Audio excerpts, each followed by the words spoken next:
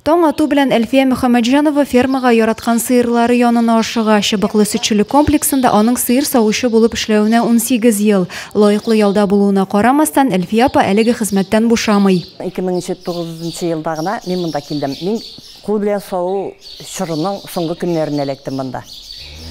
Аннары инде аппаратка күчелде. Механикалаштырылды бөтен нәрсә. Современналаштырды. Авыр булса, элекке заман шикелле булса, монда эшли алмыйсың. Шуңа күрә миңа монда ошый режим.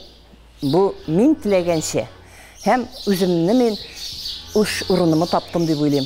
Фермада 1000-гә якын эре мөгезле терлек исәпләнә, көненә 2 тапкыр 50 сыер савырга туры килә аңа. Һәр малдан тәүлегенә 12 литр сөт савып алына. Сыер савучыларның эшен бүген заманча җиһазлар җиңеләйтә.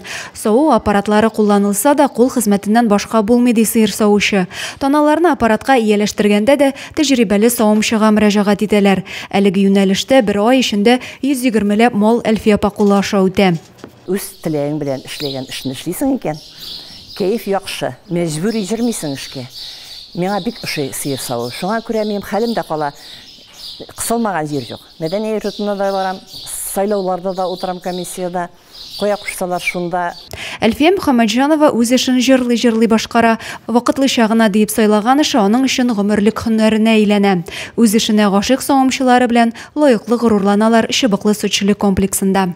Адилә Борханова, Александр Тимофеев, Максим Майоров, Зей хәбәрләре.